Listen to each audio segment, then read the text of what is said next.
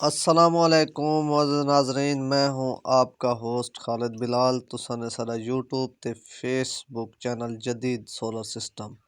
उम्मीद करना कि सारे दोस्त खैरियत नाल होसन ते न्यू सिस्टम इंस्टॉलेशन ही पई ते असांखे दोस्तां तक वीडियो शेयर करूँ, क्योंकि सोलर दे रेट के हवाले नाल भी थोड़ा थोक अपडेट करने हैं। मजीद भी कल इंशाल्लाह जी इन्फॉर्मेशन मिलसी वो भी करेसूँ ते सोलर के हवाले नाल और सिस्टम के हवाले नाल भी थोक दसेने। 24 सोलर पैनल 550 वाट लॉन्जी हाइमो 5 ते जेड़ा सिस्टम इंस्टॉल कीते से मोटर भी इन्वर्टर सारा सिस्टम में थोक इन्फॉर्मेशन देने हैं ते वाटर लेवल भी दसेने हैं। तो मुकम्मल इंदी डिटेल खर्चा सारा दसेने इस सस्ते दौर के विच कितना खर्चा था ते सब तो पहले कुछ थोक इंदे रेट दसा गिनूँ कि अज जी पोजीशन सारे इंदे विच रही है।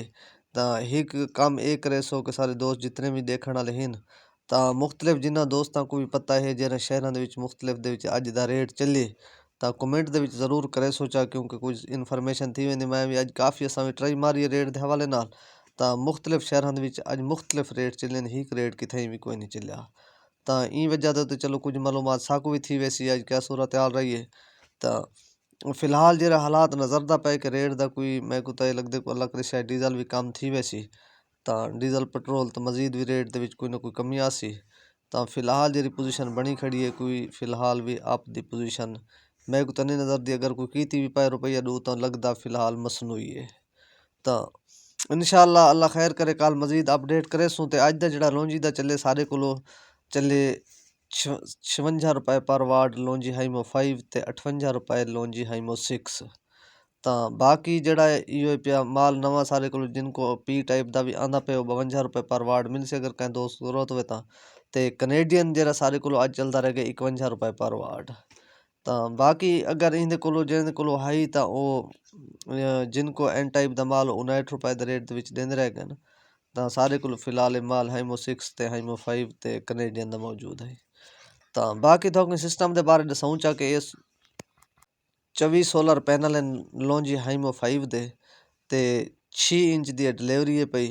अस जिस वेले वन के चलाए ज़रा लेट थी गए हैं तकरीबन 2:30 का टाइम है पिया जिस वेले अस चलाए तो ई जगह की जी वाटर लेवल है पई वो है तकरीबन 28 फुट गहरा पानी है जगह के उत्ते। तो अगर ये भी अस अपने दोस्तों को दसते चलूँ कि अगर 6 इंच का फुल प्रेशर पानी गिरने तो 30 प्लेटा लावना जरूरी है। ये नॉर्मल प्रेशर है कोई अच्छा प्रेशर नहीं।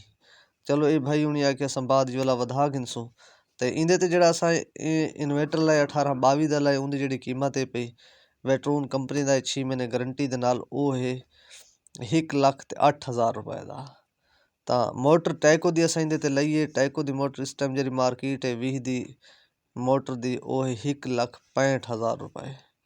तो बाकी है इवें समझ तार केबल जी लगी पी 600 फुट केबल लगी पी 3 कोर वो केबल आई है 34,000 रुपए की, क्योंकि उनका 57 रुपए इस टाइम फुट चलता पे 764 3 फेस का।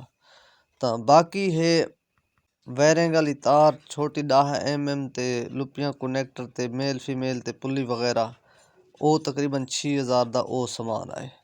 तो ये सारा इवें टोटल यानी कि इवें समझ 7,39,000 दी प्लेटा बनियान 24 ते इंदे नाल 1,65,000 की मोटर 1,08,000 का इन्वेटर ते 40,000 रुपया बे इवें समझ छोटे मोटे सिस्टम का जोड़ा खर्चा थी ना पे टोटल 10,52,000 इंदे ते खर्च आना पे इस सिस्टम के उत्ते। तो बाकी अगर कहीं दोस्त लवाना हो तो उस नाल भी रबता कर सकते। तो इवें जिमें सिस्टम लगा पे हिसाब मिल वैसी तो इंदे नाल अपना ख्याल करे सो दे सो इजाज़त। अल्लाह हाफिज़।